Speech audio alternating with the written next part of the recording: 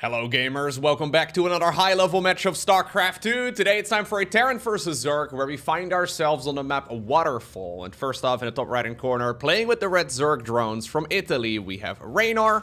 And his opponent in the opposite corner with the blue Terran SCVs, hailing from South Korea. We're looking at Kjur's main command center. I know, Raynor versus Kjur. It feels like I've been casting the same 5 players over and over and over again over the last couple of weeks. But it turns out, there's other players out there too. I know, this is weird. Anyways, of course, both of these guys are ridiculously good. They've both been around for a very long time as well. And it looks like Kjur has also been infected with the Barracks on the Low Ground virus. I've seen Björn do this a couple of times recently. Maru has also done it a bunch. Basically, you go for a double barracks opener and then rush a couple of Reapers across the map. Although he does need a gas geyser. Yeah, he's not making a gas geyser. Okay, this is a different build. Oh, you know what? I think... alright. We're starting off with a James Bond mission in this particular episode. Okay, I see. I think there's going to be one Marine produced out of this one barracks. And then it is Operation Overlord time. Operation Overlord is when you try to kill the opponent's first Overlord. Super annoying.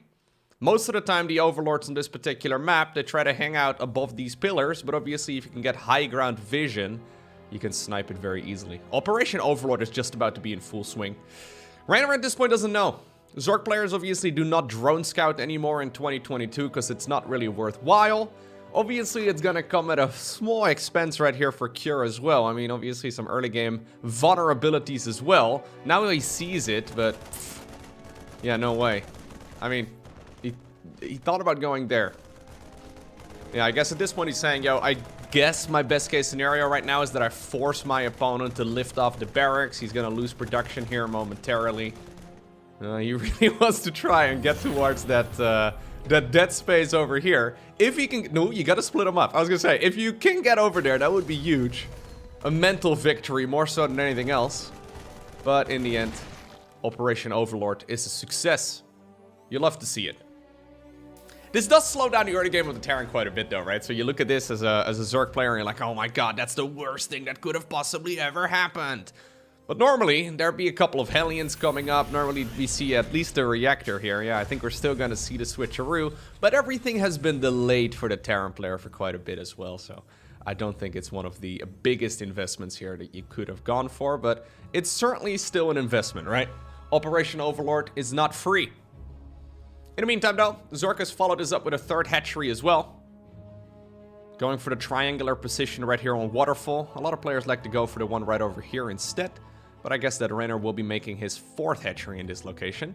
One of the advantages of having the hatchery this far forward is that spreading creep towards the center section of the map also becomes a little bit easier, because obviously the queens are going to be able to spread creep a little bit closer to the middle of the map already. So even though it can come at a little bit of a cost, especially if the opponent decides to go for some of that elevator play, right? And maybe a couple of benchies that go back and forth between the 3rd and the main, and the queens are going all the way around every time.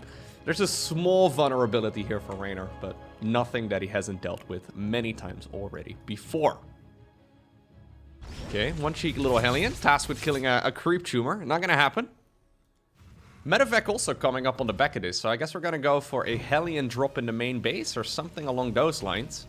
Already though, there's an Overlord covering this section of the map, so I don't expect that to be able to do a lot of damage, especially now with a creep tumor in the main and Zerglings already waiting for that exact move right here. I think that's the plan anyways. I'm not exactly sure what otherwise we'd be using the Medevac for. You can go, yeah, just load up the Marines, I guess, and go for a small little attack. So 3 Hellions is enough to one-shot a drone, so if you can get close to a mineral line, that would be very nice. Maybe if the Marines create a distraction in the main base, then suddenly all the Zerglings and the Queens are, well, occupied, and then the Hellions can drive in, but... honestly, this is one of those early game tests, right? It's more or less a skill check at this level of play. Guys like Raynor generally don't take a lot of damage in the early game, but hey. Well, 1 drone. 2 drones. Don't lose a Hellion, though. If he loses a Hellion, that kind of loses the entire effect of this early game. Yeah, he does lose one. Okay. Marine's still going to town over here as well. Getting a queen. Not. Yes. Jimmy over here, man. What a badass. That must have been the guy in charge of killing the Overlord earlier as well. Well, he's dead now. He's lived an exciting about 4 minutes. More exciting life than many of us, though. I've been alive for a long time at this point, at least compared to Jimmy, and not experienced nearly as much as him. Alright. Lair is just about to finish up here for Raynor, who I believe does have a Baneling Nest, yes. This is the European standard, the one build that we've seen them go for many years now.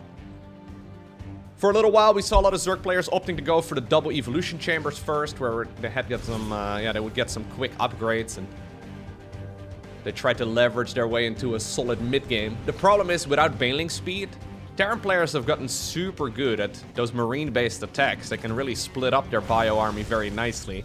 Without at least the Baneling speed upgrade, life can become very, very tricky. Now, there's also something over here. Yeah, it's gonna be a Liberator. In the natural expansion, killing a handful of drones. You know what? This early game, he still keeps the Medivac alive as well. No, don't lose it. Okay. This early game is actually looking really solid right now for Cure, though. I mean, I didn't think he was going to be able to get a whole lot done at all, but picks up perfect amount of losses. Liberator in the main base is going to get sniped, but in the end, 10 drones, 29 Zorklings, 2 queens. The cost of a couple of early game units, not bad whatsoever. Third command center is also going to finish up at a reasonable time. If that one wasn't here, this entire early game, yeah, you do want to morph in the orbital first. But this entire early game would be kind of pointless. There's the orbital command, and now we have the additional barracks coming up. We do need to start up some upgrades, Cure. Cure. There you go. The other one? There you go. Sometimes these pro gamers need a little bit of loco coaching. Even though this game was played as when we were casting this a couple of weeks ago. Doesn't really matter all too much. Sometimes the pro gamers need coaching in hindsight. I'll be Captain Obvious. I'll be pointing out all the obvious mistakes. A lot of Zerglings and Banelings, though, set up for us around here, and this could be an overextension right now from Cure, because he's sitting out here, he's slow pushing, but in the meantime, Zerg has been making a lot of army. The Zerg army at this point is significantly bigger than the Terrans. So Raynor is going to collapse on top of this. The question is when. Okay, well now he finally spots Cure, that is, that there is a Zerg army waiting in the wings. Zerglings split off against the siege tanks here. Banelings want to blow up against the bio army, but it's not even a necessity, as Raynor cleans that up easy peasy. And with that, I think creates a lot more stability for him. One thing that he doesn't have yet is any of his Evo chamber upgrades. So that is going to make the game a little bit trickier. He's now trying to go for a counterattack as well with the leftover Lings and Banes. Dropping the main base of the Terran is getting denied. Yeah, so now finally do we have an Evo chamber coming up as well as a fourth hatch. This is Raynor basically saying, okay, I'm going to cut a corner here. I know my early game wasn't flawless. Even though a commentator in the future may say that I'm really good at that early game, I do make mistakes from time to time, and he decides to cut a corner and, well, go for a single Evo chamber here as well as a fourth hatch. But all of that is quite a bit delayed. This means that unless Cure loses a big chunk of SCVs, or maybe his army for free, Cure is going to be at an advantage. He's already got the armory finishing up. He's going to be able to go into the 2-2 research here very shortly as well. If he's on top of that, I think life is going to be pretty sweet right here for the Korean Terran. Yeah, I think he actually intended on making double Evo, but prioritizes the +1 carapace upgrade. Very important against those siege tank-based armies. Straight into 2-2, by the way. So Cure knows exactly what he's doing. I've seen Cure play some fantastic StarCraft 2. Like, whenever we discuss the strongest Terran players in the world, and I've mentioned this many times before, but guys like Cure, like Bunny, like there's a bunch of players out there that are really, really strong, and yet we don't really discuss them or give them as much credit as, for example, like a Maru or a Bjorn or a Clem, or even Hero Marine doesn't seem to get as much credit as he really deserves. Maybe credit isn't deserved. But there is no denying that Cure is amongst the very best. It's just that maybe he's a little bit less consistent as some of those other guys that I just mentioned. But when he's on point, he's on point. Medivacs sliding on the right side of the map, trying to get into the main base. We're going to try and bypass that, okay. The Medivac without the units in it leading the charge. It's not going to get killed, but nowhere to go for these guys now either.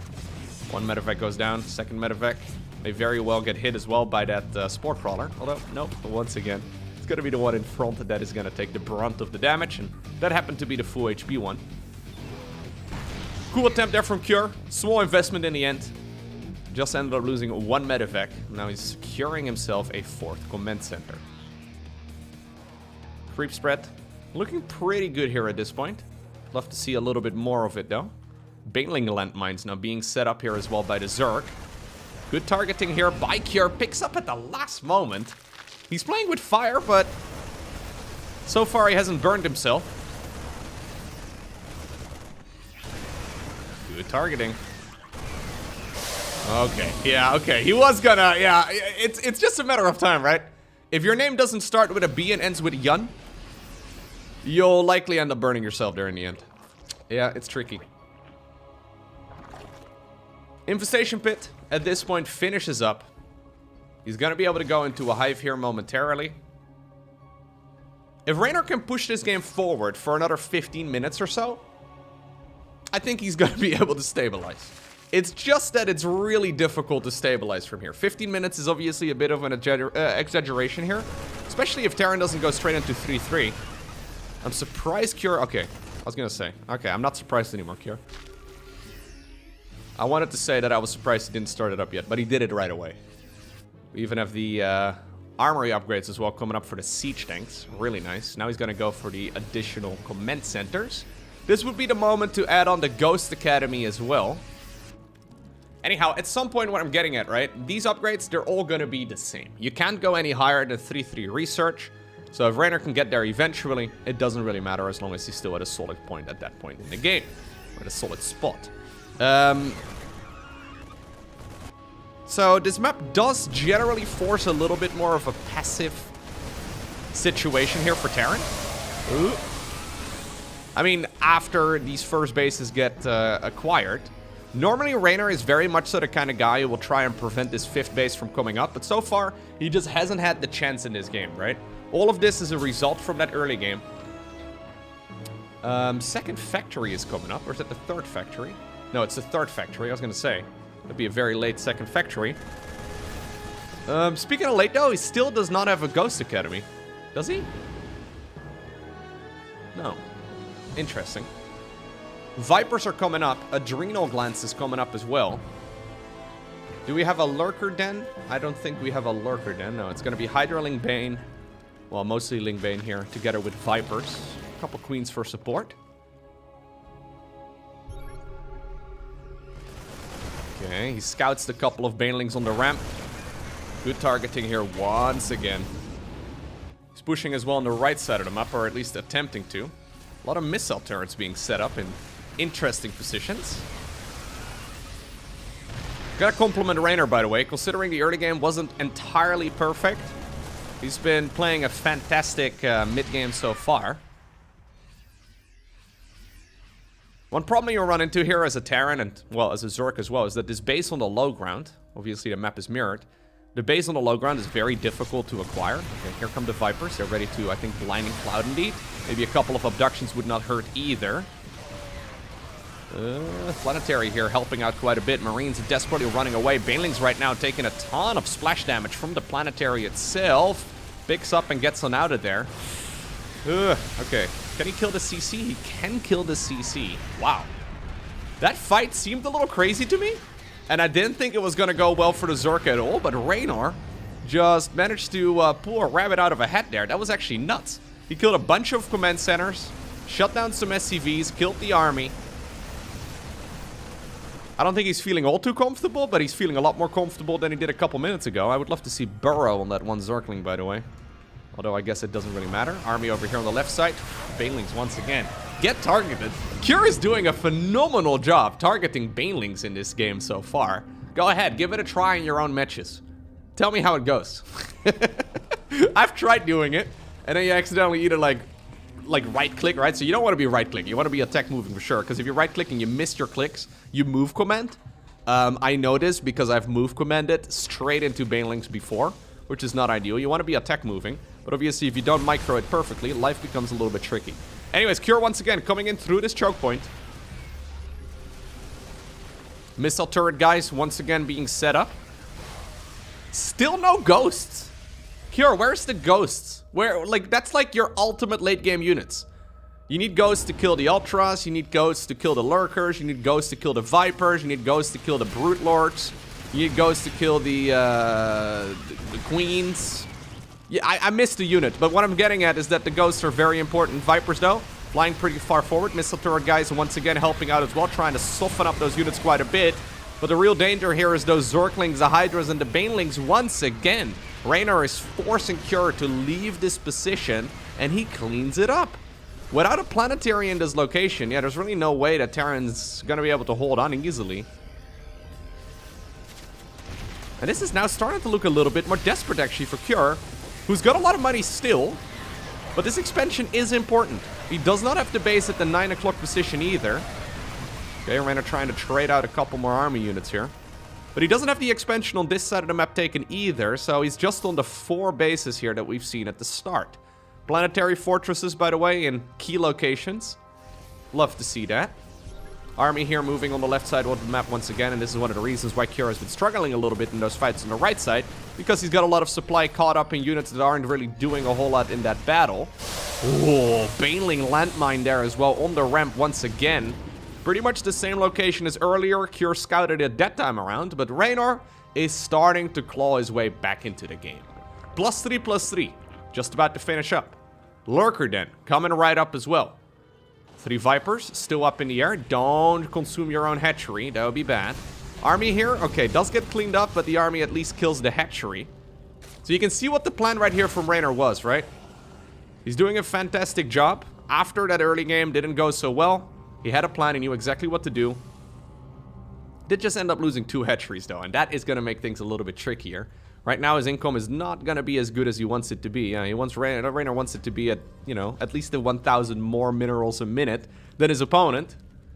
But currently he's not there. Okay, we're going to move once again. Missile turret guys once more shooting away at those Vipers. Missile turret guys are actually getting a lot of value.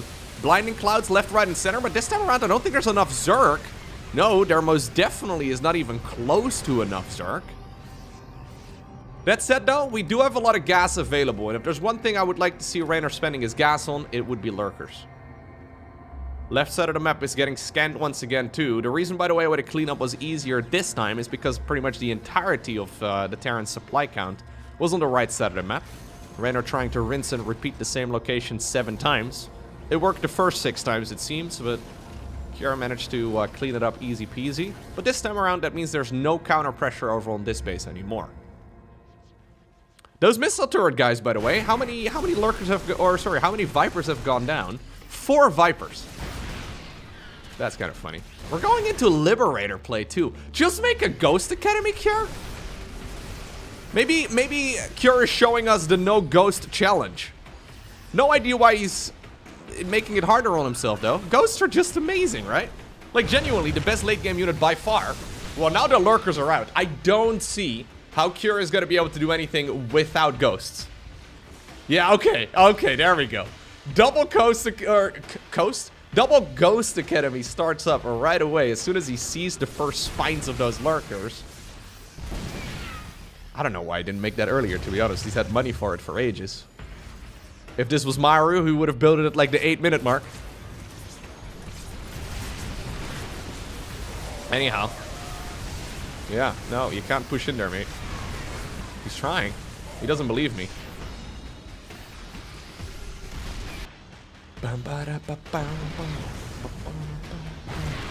Alright, now 4 ghosts are coming up.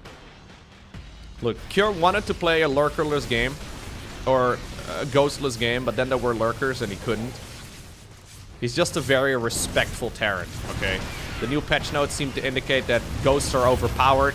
So Cure, respectful as he is, decided to not make any of those units to show us that Terran doesn't need it. But then Raynor ruined the party when he made lurkers, okay? Bit of a jerk move right there from Raynor, but hey, it is what it is. Mules are gonna continue mining over here. Okay, command center actually needs to be repositioned ever so slightly. Those abductions, though, are fantastic, right? We've seen a lot of siege tanks going down now. 25 in total, wow. Okay, yeah, so he's abducting wherever he can with those Vipers. Preferably those ground units, those expensive ground units, into the lurker spines. Tactical nuke on the production tab. This is something that Cure is going to be able to fly across the map momentarily. But this is now turning out to be a pretty sick game, though. We have a Zerg rain dance right over here on the left side of the map. A little bit of partying. They're going to try and secure that expansion over there.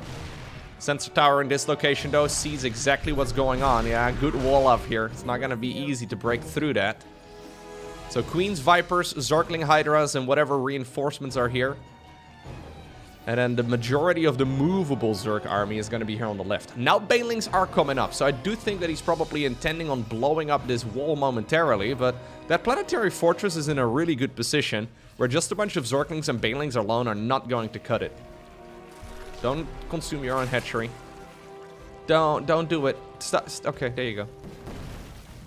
Lurkers once again want to move forward. This time around there are ghosts, though. No EMPs. Hello? No EMPs. That is kind of interesting to me. Ghost Cloaking, by the way, coming up. Enhanced Shockwaves. Enjoy the research while it lasts. Okay, he's going to be able to get a couple of libs once again.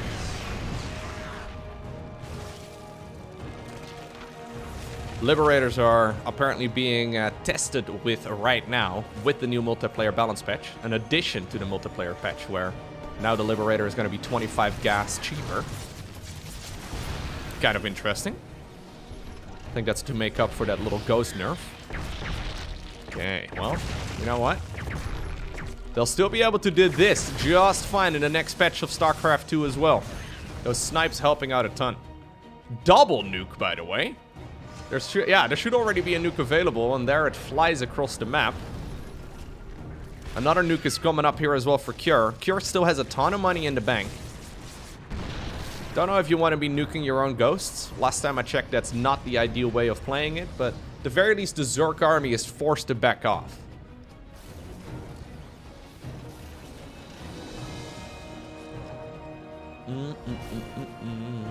Great spread on those siege tanks. He's still one entire base down, though, at this rate, right? So, I mean, Raynor has had a hard time mining this expansion, but at least he's mined it quite a bit. Cure is trading more cost efficiently here, but he's losing that entire base at the 9 o'clock position. There's another tactical nuke. I love the usage of the tactical nukes here, by the way. Very tactical indeed. Brenda, no! Brenda, no! Anyway, it's a clever move. Right now, Raynor is making himself up, though, to fight right here from the left side. Planetary Fortress not done just yet, but look at the spread on those siege tanks. There are so many more that I think Raynor is aware of. He's trying to abduct left, right, and center wherever he can, but there are so many firing away. That triple factory production helping out quite a bit. That was a very expensive loss. At the same time, there is a little push over here on the left side, but a few lurkers should be able to prevent that from killing the hatch. I think, maybe, potentially. Reinforcing Zergs, at the very least, will be able to pull that back, but maybe Raynor should think about taking this base over here. I know that's an even more difficult one to acquire, but denying this expansion here has been expensive. If you look right now at the resources lost, this is where the story really is told, right? That makes up for that entire base that Cure is missing out on so far at the 9 o'clock position. Just doing a phenomenal job microing his units. Still producing, by the way, 3 of those siege tanks at once.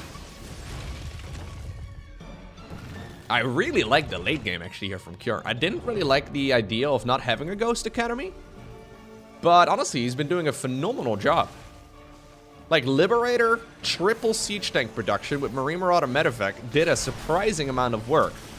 He just needed Ghosts to deal with some of those lurkers. Now he's pushing right here on the left. He's pushing right here on the right. I think he's going to be able to get 2 hatcheries once again. The Zerg Swarm ready to invade this area on the map once more. Siege tanks, though, are spread out everywhere. Ghosts are sniping all of the Vipers as well, and blinding clouds are thrown where they can land. But in the end, Cure is the one who obtains the victory in a fantastic game of StarCraft 2. Hey, if you enjoyed watching this video, please take the 1 second that it takes to hit the like button down below. Thank you very much.